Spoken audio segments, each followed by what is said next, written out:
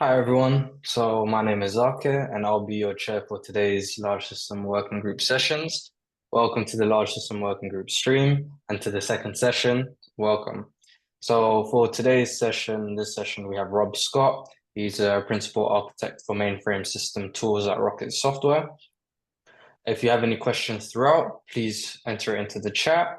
And there'll also be the chance at the end where you can unmute and ask questions if you like.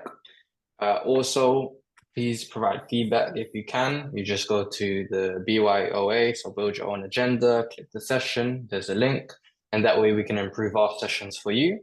And now I'll pass it off to Rob to take you through what's new in SDSF for zOS 3.1.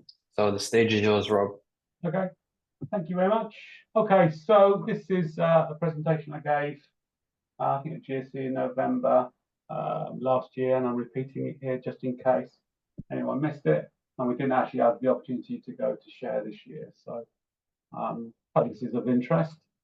Okay, so here's today's agenda. I'm going to briefly go through recent SDSF enhancements, what we've been up to for the last 8 years or so.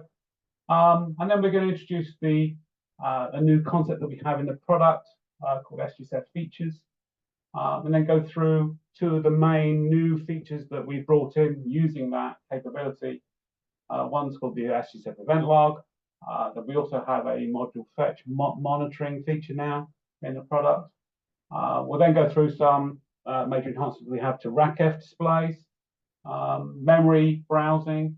There's a few other SDSF panels in 3.1 as well, and finally some usability enhancements.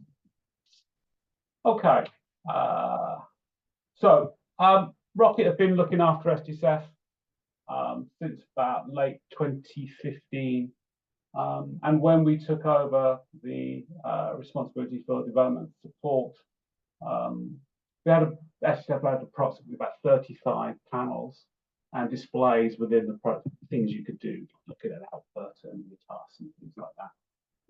So over the next couple of releases, we started to change the product, to re-architect it, to improve things, to allow us to add a lot more features, because SDSF had gone a little bit stale. And we decided we want to inject a little bit of new life into the product. So in 2.3, we rewrote the SDSF server and we added 25 odd new panels. XCFE things. We had a little bit of address-based storage displays. 2.4, we continued with some major rewrites. We rewrote the display manager, so that's your ISPF and your TSO interfaces to SDSF, again, to position ourselves to do later enhancements. And then in this one, we introduced a lot of WLM related panels. 2.5 was our biggest architectural change. And the one that I'm probably going to be in the stocks and have rotten thrown at me because I got rid of non-SAF security. So we've gone to a SAF-only security model. So that was a huge architectural change in order to make that happen. But included with that, we had another 16 panels, including generic memory browse. I'm going to come on to that a little bit later as well. And I've got another session this afternoon about how to use SDSF memory browse in a more advanced manner, how you can use it to look at storage and memory on your systems. And 3.1 just came out, and we brought in with 3.1 the new concept of an SDSF feature, and we've got over 30 new panels that we provided as part of 3.1. And all this sort of recipe for what we've been up to, it all enables us now to add new things to SDSF in a lot faster manner and easier than the old days. So we've gone from having about 35 panels and displays to about 130-ish that we currently ship in 3.1. So it's been quite a lot of functional improvement to the product.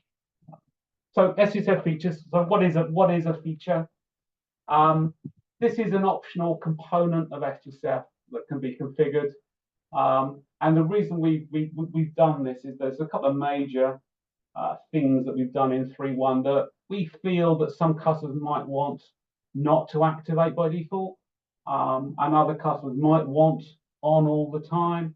and they also might want to customize the behavior and the sort of the level of data that's collected and displayed by these features. And we wanted to provide a whole new set of palm statements to configure this rather than overload our global options or a connect statement and things like that. So we've actually got a feature statement now inside of ISF PRM that can define the generic nature of the feature. So, the sort of things we declare here are whether or not we want the feature activated when the SDSF server starts, any sort of resource limits for data collection, the level of the data that we maintain, and maybe any optional, one or more optional features that, filters that we will use when we are collecting the data. So you might be able to say, look, this feature is active, but I only want to collect data about these things, and they match this masking character. Features on the whole can be dynamically started and stopped using various modify commands to the SDSF server, and we have associated panels within the product that can depend on that feature being active, or at least being active for some period of time, in order for you to see data. Otherwise, you might well see a message, or you might see 0 rows come back on the table. We've got 2 available features that we ship in SDSF 3.1. And the first one is what we're calling the SDSF event log. And this is actually active by default. There's not a huge amount of overhead to the e-log being active. So we do think that most people will probably want this on. But of course, you can change things. You can turn it off if you need to. And via the feature statements, you can filter the data that we collect for the SDSF event log, and I'll get more into what that means when we go into detail on the e-log.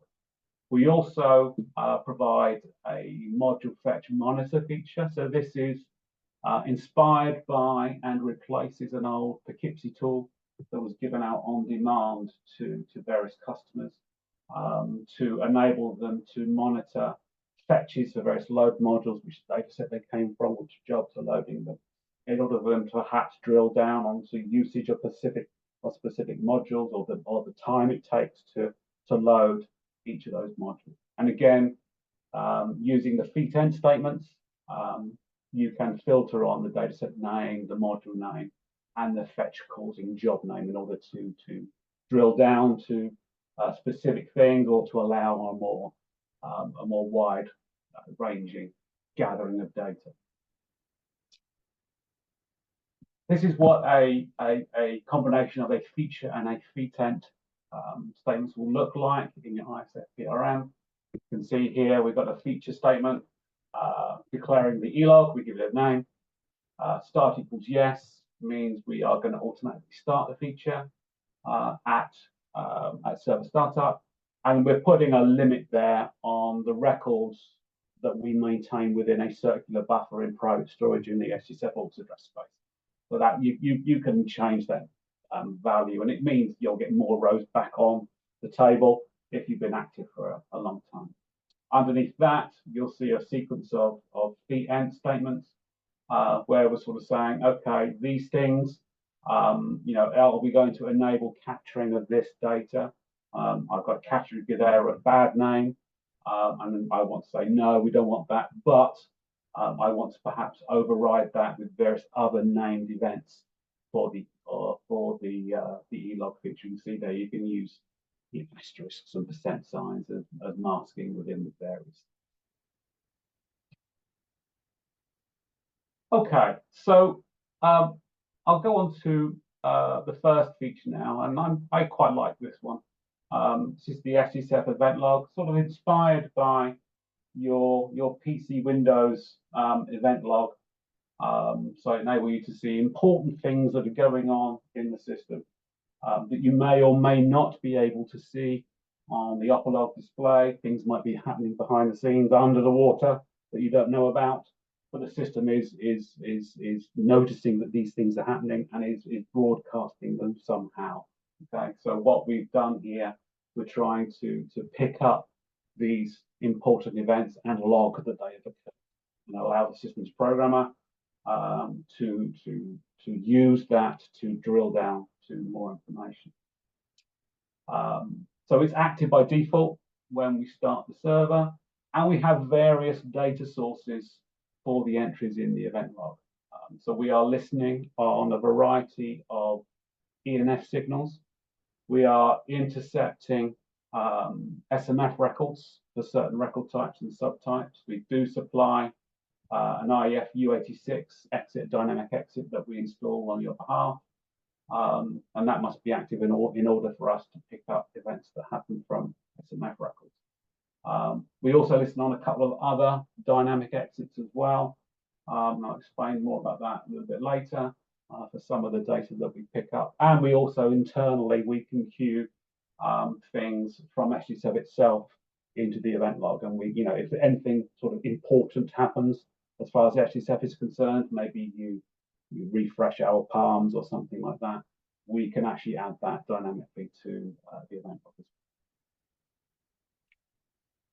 So what sort of things do we care about? System status changes is the most obvious thing. So changes to IO config, to the WLM policy.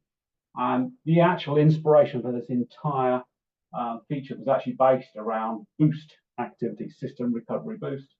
When that first came out, I thought, well, that's great that it's going on, but there's very little externals to boost. So there's no easy way to find out what the hell's going on.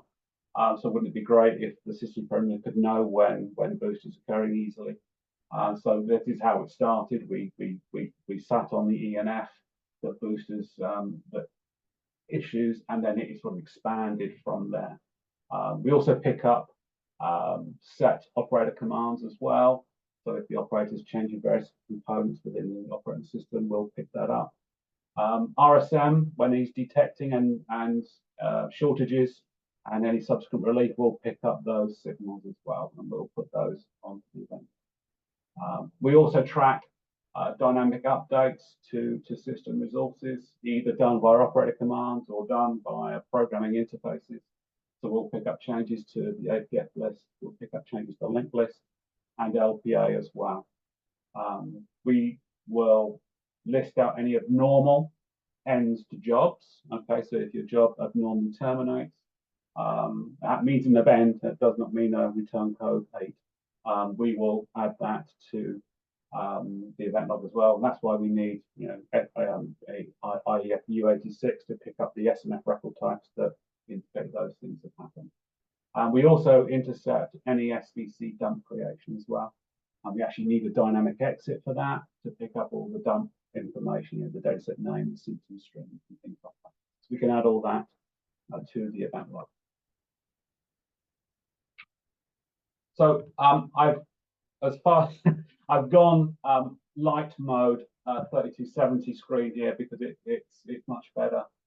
If you're in a room, you have to forgive me. I don't normally operate in white mode. I normally am team dark mode when it comes to ISPF. But this is what an E-log screen looks like.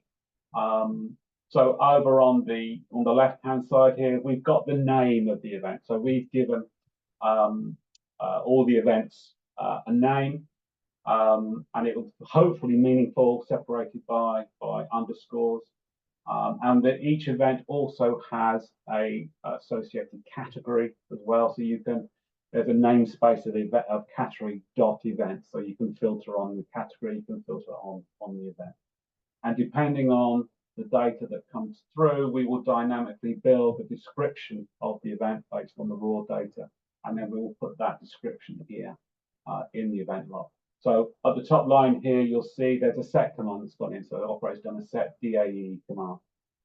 Later on here, in red, we've got an abnormal job completion as a 622 event here for this user ID. We've got some changes being picked up here for dynamic exit. So there's a dynamic exit add for, in fact, SDSF's own dynamic exit. So you can see those going in. There's a CSV fetch exit and there's a CSV LLIX1 exit that we dynamically installed to this system. You can see here later on, there's a dynamic APF add by a job. So he's come along there under the covers and he's done an ad of an APF data set. And also what we do pick up here as well is when people try to change their WLM service classes and things like that for their own job. So, you know, you're going to have that guilty secret now stuck out on the event on the e-log. If you change your TSO user ID to sysstc, it's going to appear on the e-log. What you can do with entries on the e-log is the default action is an L. So when you do an L beside a row on the e-log, what that's going to do is going to attempt to position you to that event in the upper log. So it's pretty much just a thumb index into the upper log to save you going into log-o and then doing loads of find previously and trying to find this thing. It may well be, you know, tens of thousands of lines up previous to the current pointer in the log. So L actually positions you by store clock to just before the timestamp that we had from the event. So hopefully you'll take the systems programmer to the syslog to see what was going on around about that time.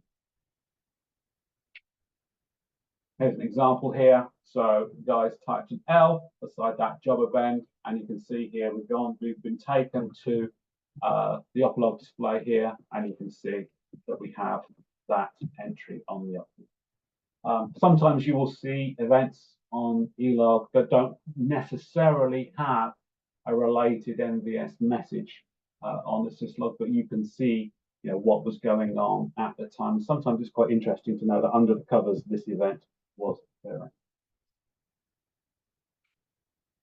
Okay, I'll pause here to see if there's any questions in the chat. No questions as of yet. No questions as yet. Okay, we'll move on. Okay, so the second feature that we've got is the module fetch and monitor. So in the old days, out of Poughkeepsie, someone wrote it, I think about 25, 30 years, maybe more ago. They had a tool that you could request from Poughkeepsie, and I think it basically front-ended a load of SDCs in order to gather the data from the various loads and fetches and things like that. These days, you can do that a little bit better.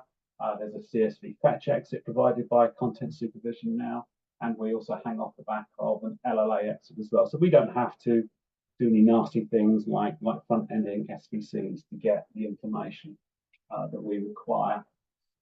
We don't activate it by default because there is a little bit of collection overhead. It's not huge, but we thought that perhaps people wouldn't want to be running with this all the time. And sort of related to that, we actually have 3 levels of data detail that we support for MFM. So you could only perhaps opt to collect the data set names where fetches are occurring, and we can summarize the fetch activity for specific data sets. And sort of reasons that you might have for that is to say, well, I've got this load lib data set, and it's been in my linked list for 30 years, and we're not quite sure if anything's using it, and we're too scared to remove it from the linked list. So you know, we sort of left it there. So you could use MFM to track any fetches that actually occur and satisfy from that data set. So it'll quite be a nice sort of reassuring thing to do, to leave MFM up for a week or a month or whatever, tracking that data set to see if there's any activity. The second level of data gives you summaries for both the dataset name combined with the module name. So maybe if you're after specific module activity, that's probably your choice.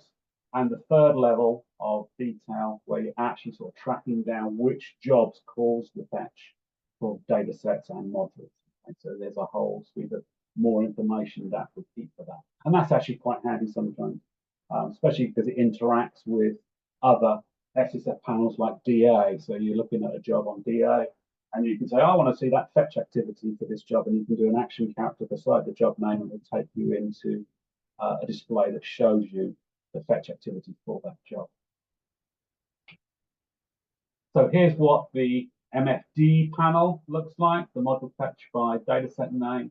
So you've got the dataset name here on the left-hand side, and then you've got the number of fetches that have occurred, the average time it took for each fetch, if it got it from a program fetch, from actually loaded the module from DASD, or maybe it got it from VLF if it moved it in from the VLF patch.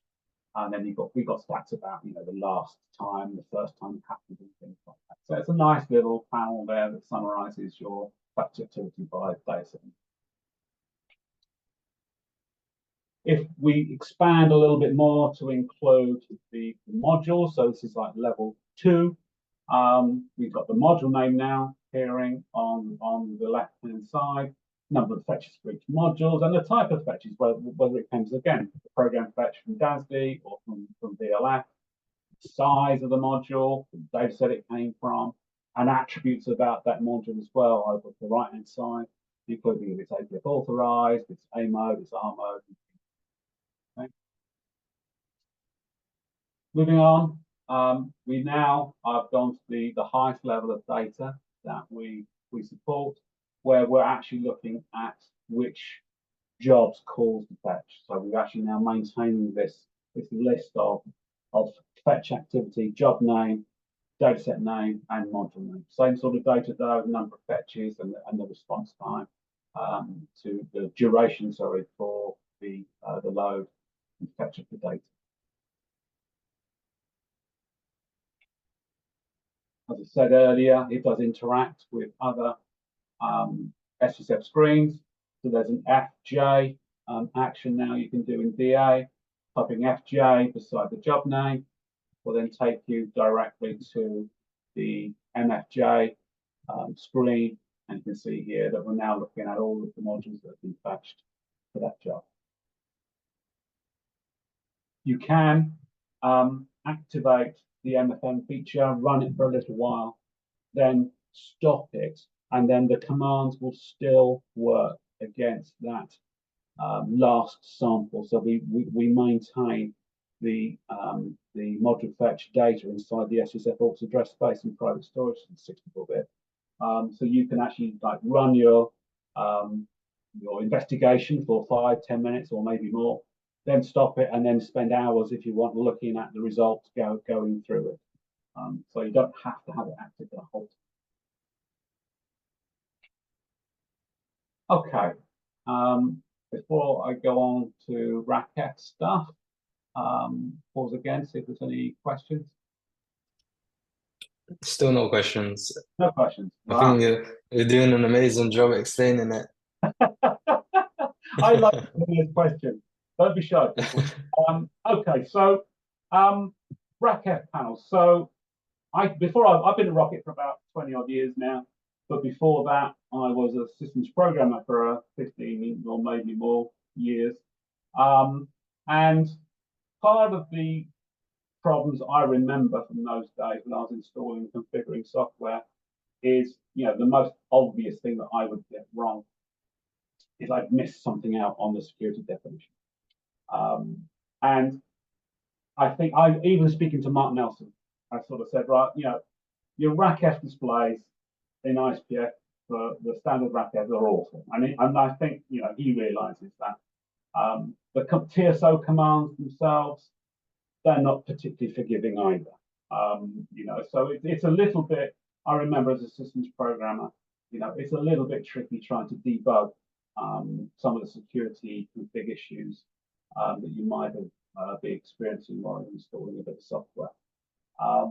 And also the fact is, as a systems programmer, sometimes you didn't have RACF special or auditor, and you couldn't get a definitive list of all the profiles and all the access lists and things like that. And sometimes, even worse, you get a partial list. So you're only permitted with read to a certain subset of profiles, and then you wouldn't find the ones that you were trying to find. So it's all got a little bit complicated. And so this has inspired us to try and add some RACF panels to SDSF. And so we've got 5 or 6 panels now to do with RACF information, including all of the classes that are defined, that they can be active and inactive classes. profiles within those classes, general, RACEV options, users, groups, and access lists as well for profiles. And we're trying to show that information in SDSF style screens. We use under the covers IRR SEQ00, otherwise known as RAdmin, to collect that data. And we do obviously control whether or not anyone can use this by a sequence of SDSF profiles themselves. And there's an ISF command, .odsp.raceflist.sysname in the SDSF class. And if you don't have read access to that, you cannot see any of this RACF information. So what we're sort of thinking about here is that most sites probably only allow this to a subset of people, the systems programmers and security administrators.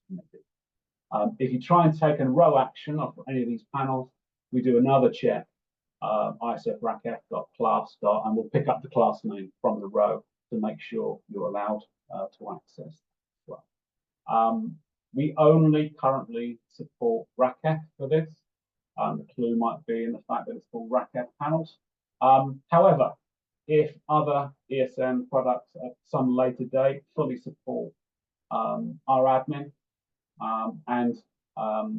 we can participate in the collection of their data and interpret it with a little bit of other ESM text and phraseology, then we may well be able to add support for those as well. I mean, all that's stopping it at the moment is, we do a check at runtime to see which ESM is being used. So we could remove that check.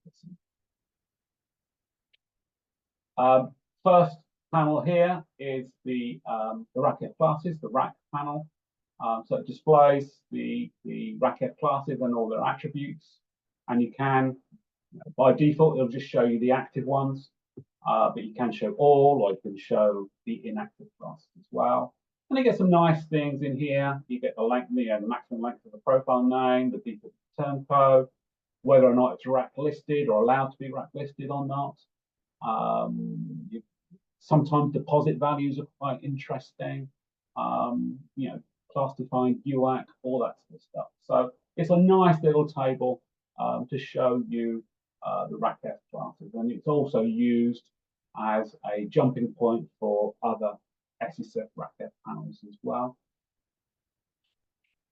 The RACF profiles panel, RACP, is one such some command that can be launched from the RAC panel, but you can actually type it in on the command line as well. So this shows specific profiles for a specific class. So if you just type RACP, the default class it uses is dataset. Okay, so if you just type in RACP on its own, it'll show you all the dataset profiles. But it does accept a parameter of class name. So here's an example here, RACP space facility, and then that is showing the all the facility class profiles. Now, the one bad thing about me using white mode screens is you can't see some of the attributes that are applied to the rows here. If this was a true dark mode ISPF screen, you'd see that some of these rows are highlighted and some of these rows are low light. So when you're looking at that in a true normal ISPF session, low lighted rows mean there's no entries in the access list.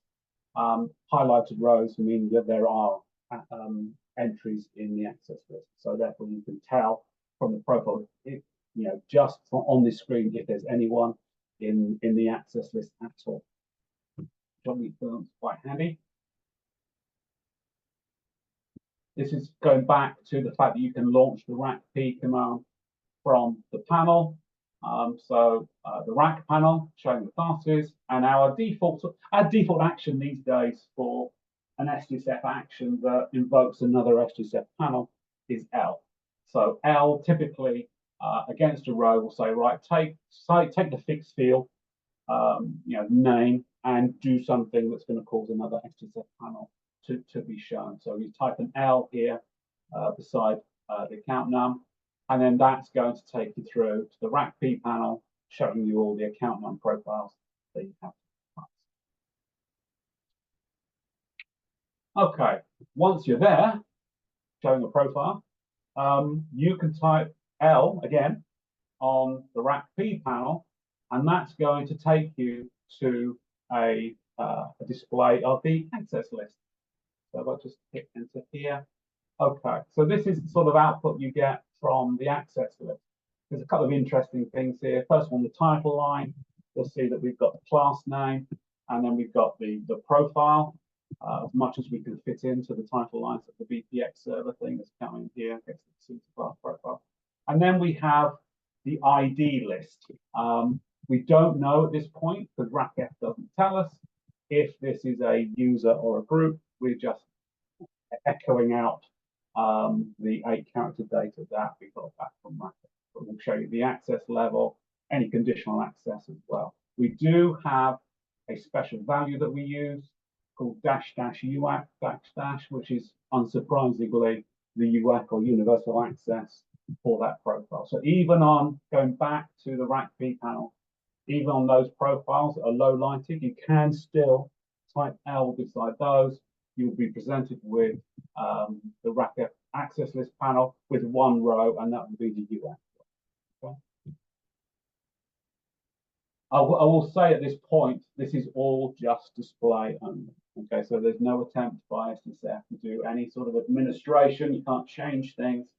It's aimed at the systems programmer who's trying to work out, why this person can't look at this thing, or this software product can't do this thing.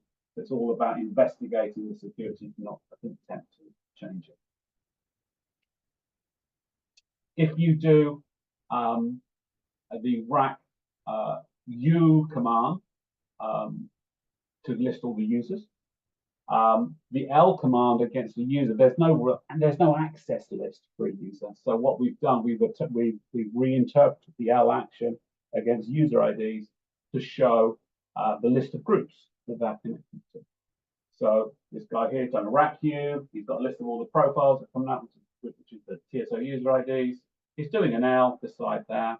So you're now taken to a similar panel to the access list panel, but this is the RACF Connect panel. You get the user class here. You get the user ID inherited over here in the title line. And then you see the group names of all the groups this user is connected to and the various attributes that he's been connected with, whether or not he's got special operations and who's the connector and when they were connected. So that's another nice little thing that we've got on top of user ID profiles. The other thing that you can do to profiles is actually browse them. The S command, a lot like SDSF, browse for other things like health checks, like output, the S command. And you put that beside the profile name, you'll be taken into a RACF profile browse. And it'll look a little bit like your browse screen for a bit of output, okay? And what will happen is you'll see over here the profile class, the profile name will go into the title line.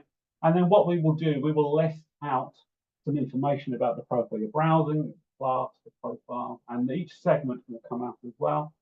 And then we repeat the RACF template field name on the left-hand side and the value that we've got back from RACF on the right-hand side, including repeat groups. You can see a repeat group that we've got here, which is just like an array within the profile.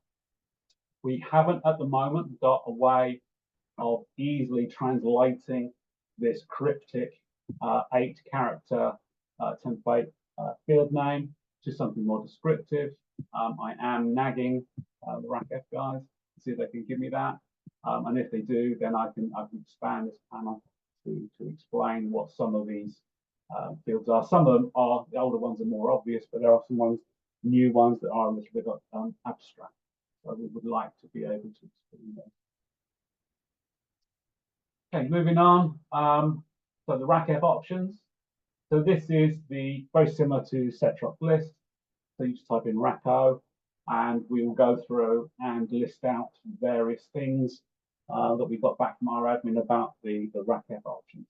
But the advantage over this, rather than setrox list, is this is a scrollable SDSF screen. so you can access it, go up and down, and obviously you can then use things like Rex to process it if you want to.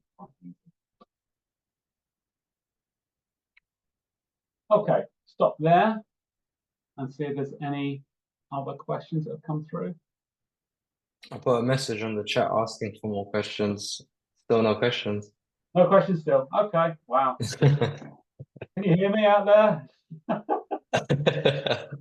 Okay, so in 2.5 we introduced memory browsing. So SDSF can now browse memory in your own private address space, in common storage, 64-bit storage, and in other address spaces as well. So we have this capability to browse storage. And you'll see within the product, there'll be sort of underlined links in various panels that contain addresses, and you can do a point and shoot on there, and you will be taken to browse that memory. But we've decided to give a little love to developers and add some enhancements to the memory browsing capability. So we've added a new run chain capability in the mem, so we can process linked lists easily. When you want to show the memory in a dsect or a structure format, in 2.5 it sort of took you into a browse session. Wasn't great, but it's all we could deliver for the release. These days we are now taking you into an SDSF table, so it acts and behaves exactly like all the other SDSF tables, which gives us way more flexibility on what we can actually do from that data, the links that we can do, the row actions that we can take. We used to, in 2.5, we had an internal structure of our own format of the MVS control blocks that we map. We've now externalized that in 3.1. So that's now a special set of ISF PRM statements. So we actually supply our own keywords to map these MVS structures, and you can add your own. Okay, so if you have your own structures that you want to map, there's a way of doing that. I'm not going to go into that today in this session, but there is an easy way to do that. And as I said here, there's this whole sequence of these SDSF, ISF, PRM statements to define your maps and your map ends and your options and things like that. Okay, so here's what a screenshot looks like for something like an SSCT. Okay, so I've done a map. I've got the first SSCT address, or a SSCT address. Sorry, it's BFRM, it's not the first one. So when you type in an M and you get taken to this structure display, this is now an SDSF table. And again, a disadvantage of using the white mode is you can't see the highlighting, but the fields here that are field names are highlighted.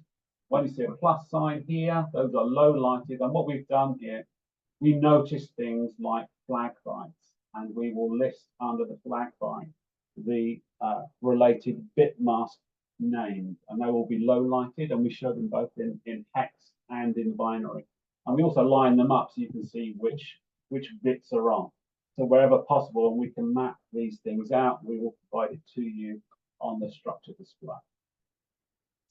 You can also use D and G actions on the row to take you, if one of these fields is actually an address of something, a D for 31-bit address and a G for 64-bit address will take you to that memory as well. So you can just leap from this display of a structure into looking at another piece of memory. So here's an example of that.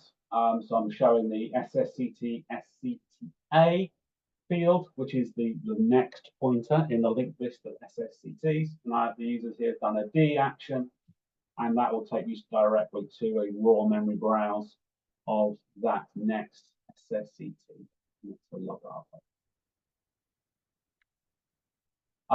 Another nice thing we did with linked lists is linked list inheritance. So we're looking again at the SSCT, which is a nice, simple linked list structure that everyone pretty much understands. And rather than doing a D against SSCT SCA, I've done an M.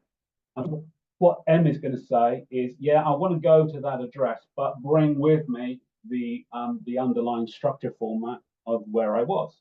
So what you can do, if you type M, that will then take you to the next SSCT and then overlay the memory with the same structure that you come from. So this is a nice way of going through your linked list, just showing the structure format of each element within the linked list. You can just do M, M, M, and you'll see them all formatted in the structure that you use. This is an example of how we would define a structure. So this is our definition for the SSCT. So there's a map statement here. We give it a name. There's some comments really here to say what the actual macro name is, how long it is in total. And then we have a sequence of map-end statements where we define each field, say what length they are, say what data type it is, and the offset from the beginning of the structure. But we've also got definitions for field bit settings. You see this type of bit here, and then we have a ref keyword that relates it back to the byte that this bit is for, and then we can then dictate the hexadecimal value of that bit. Okay, so this is how all that stuff gets translated and used by the SDSF table. A type of ADDR address means that it's active for memory browse. You can either do a D for 31-bit or G for 64. So that's what a sample map structure would look like. So as I said before, if you are of that sort of person that you have your own structures, maybe you've got an ISV software product that you've got a control block that you want to take a look at, or you've got your own software, you could define your own statements like this and then implement that inside the product. We don't currently ship, and I'll use the word currently here, hopefully, the tool that we use to generate this. So internally at Rocket, what we're doing here is we are assembling control blocks and then post-processing the SysA data in order to generate this thing. That utility isn't currently able to be shipped. It needs a little bit more polish before customers use it. So hopefully at some point in the future, we might be able to ship this so it makes things a lot easier for people to access. Okay, memory run chain. I like this because I deal with linked lists quite a bit. So you've got some raw memory, and for the demo purposes, again, I use the SSCT because it's a nice, easy linked list. So I'm in my memory browse panel, and I type in RC for run chain. And what that's going to do is going to give me a nice prompt panel to say, right, okay, you want to do a run chain. I need to know the offset to the next pointer in hexadecimal, so I need to know where to look to get my next address. I need to know if the next address is 64-bit or 31-bit, and how many chunks how many bytes of memory do you want me to show for each element within that linked list? Because I'm going to give you a panel, I'm going to show you some data, how much you want. And also some sort of traversal limit just in case we've got a circular queue, okay?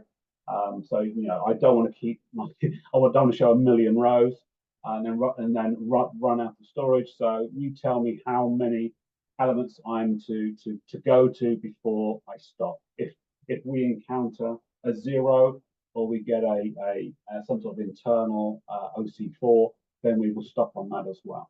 Okay? So the default here is 255. So hit enter after that prompt, and you will get a run chain, a memory chain panel, and you'll see entries here for each element within the sequence. Oops, sorry. You'll see the sequence number here and the number of hexadecimal bytes that you've asked to show on the content side with the FC-bit representation over here on the right-hand side. And that'll keep going until it gets to the end of the chain. And you can then on the MP panel here, you can either do various display commands to take you to the raw memory, or you can do the M command to map that piece of memory to a favorite control block. So likewise here, I could have done an M against this row to map the SSCT.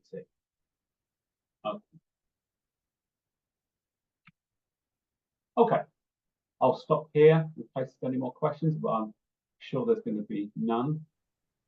Any questions? Yeah, and you are correct. Okie dokie. All right. So apart from all these major things that we did for 3.1, we also added a slew of other SDSF panels.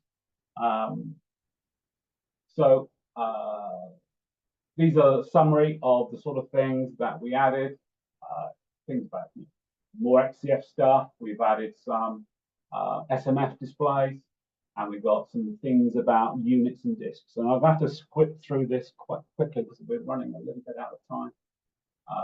So I'm just going to zoom through these new panels.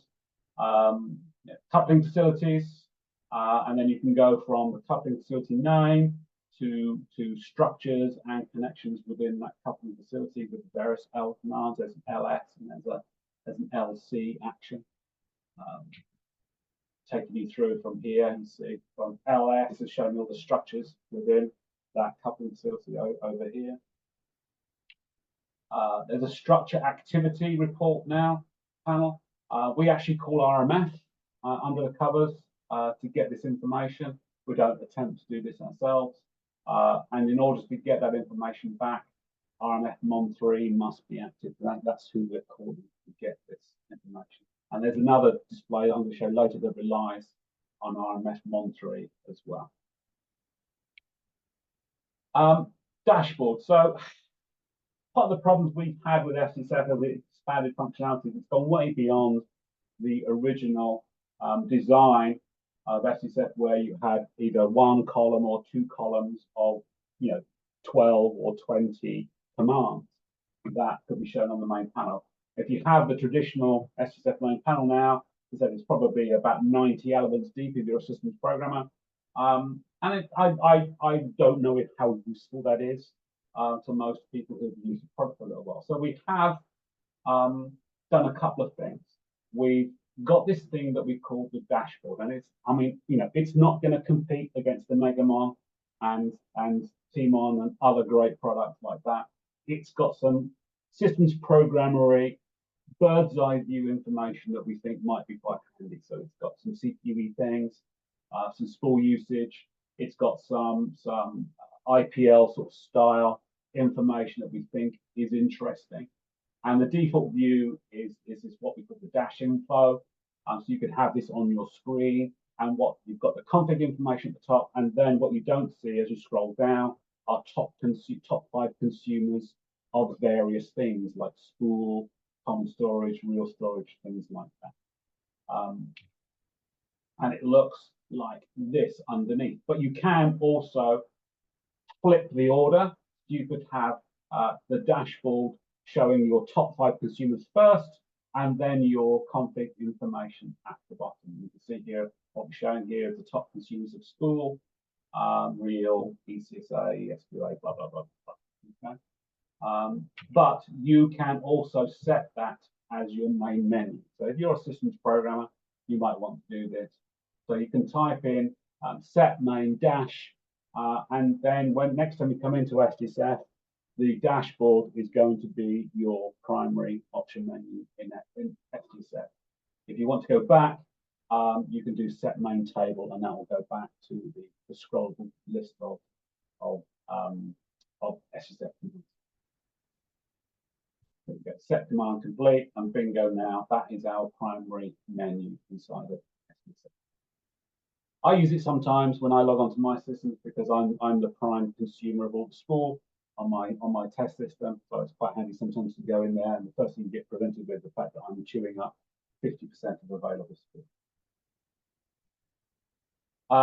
Other displays we have to do with some IO devices. We've got the EDT and the L action against a row on the EDT. takes you to a view of all of the UCBs for that EDD entry, their unit name. So hey, I'm doing an L against the DASD unit name here, and that's now going to take me to an SDSF panel showing all the UCBs, okay, for that specific unit name. Likewise, we do now have a primary command called UCB. You can just type in UCB on the command line, and that will show all the UCBs. Okay, so we'll show the UCB addresses, we'll show the sort of the device classes, the device type, the paths, and things like that. And you can do you can show offline devices. Logical partitions. Again, this is the second display that relies on RMF-Mon3. Okay, so if you're running in an LPAR, you can use the LPAR command to show all of the LPARs that are for you. Rob, I've got a question for you. Yep. So the question is, hi, from module fetch monitor, is there a way to check if a module / corresponding load library has never been used at all? Like 0 hits on a module would be good starting point to plan for cleaning for some old libraries. That's exactly our prime use. Apart from actually solving fetch related problems, that's the prime use case for the MFM. But obviously you'd have to run MFM continuously for long enough for you to work out that that's really the case. We only notice module fetches while we're active as well. So you have to have SDSF active and you have to run it for long enough.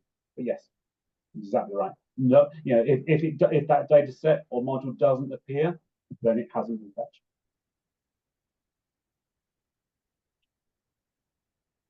Okay. Thank you. Okay, we have a flex command summary. I'm going to move quite quickly now because I'm running out of time. We've got program properties table, PPT table, showing all the privileged programs. We've got registered products. We've got some SMF stuff. So we're looking at SMF data sets. We're looking at SMF options. We have SMF subsystems. And from here, you can see which exits are installed. So when we said earlier about having IEF U86, you could use the SDSF itself to work out if you've got IEF U86 installed in your SMF or defined in your SMF PRM. And hopefully our dynamic exit is going to be sitting.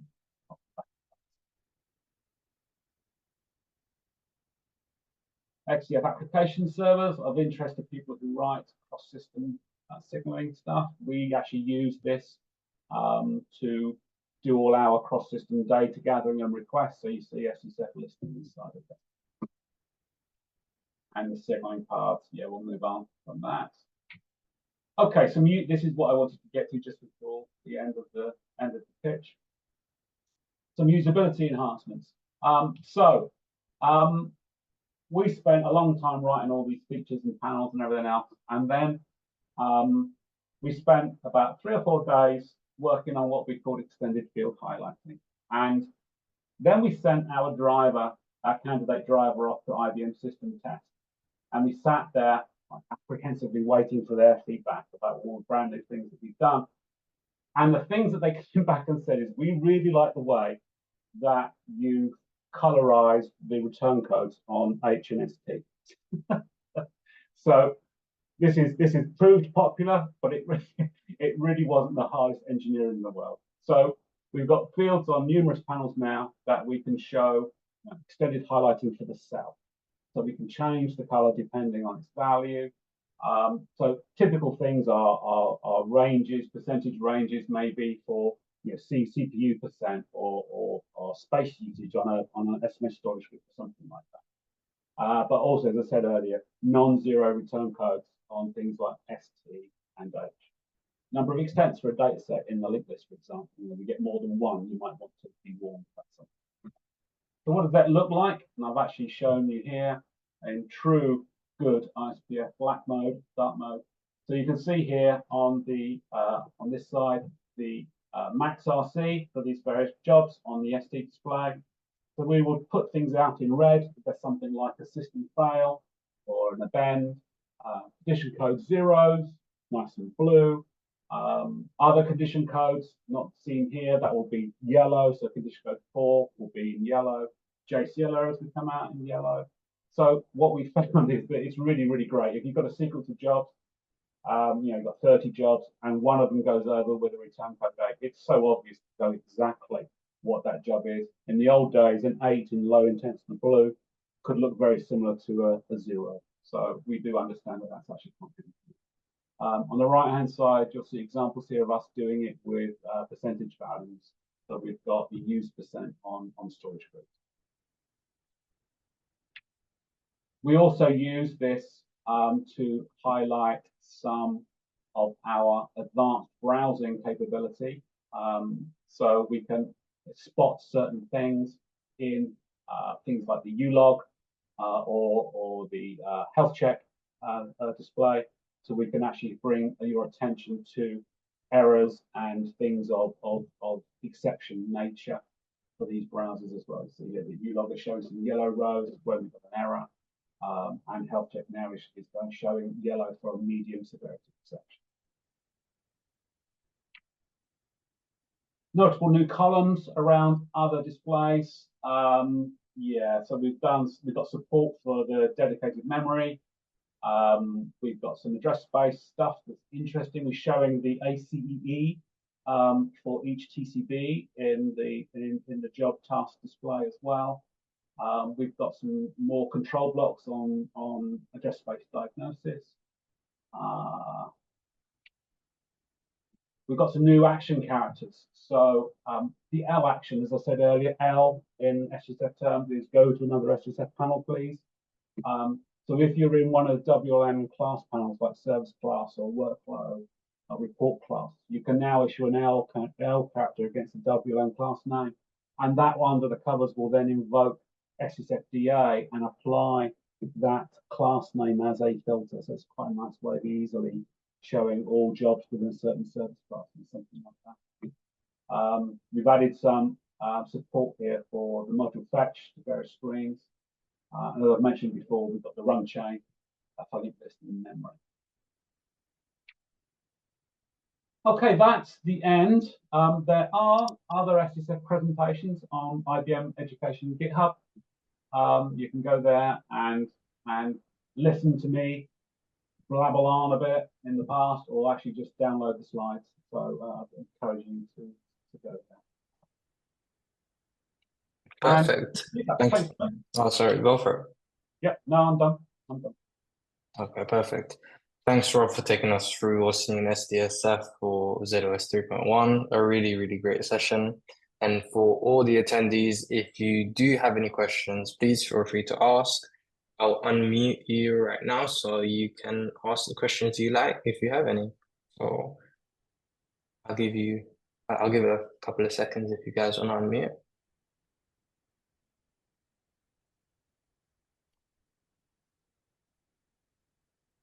Don't be shy. I think you've just done an amazing job, Rob. You've explained it perfectly. So, all right, guys, there is another if session later on this afternoon about using memory browse. I'll go into a little bit more detail about how you do various things. there's a few comments on the chat saying fantastic new features and fantastic talk. Thanks. And thanks for the information. All right. All the best, everyone. Thank you. Yeah, so also just to let you guys know, I'd like to thank you all for attending the Large System Working Group stream and its second session. The next session is at 4:30, and we have the pleasure of having Rob Scott again here for advanced memory browse using SDSF. And a reminder, just to give some feedback, please, if you go to the Build Your Own Agenda, you can click the session and there's a link. Thank you all very much.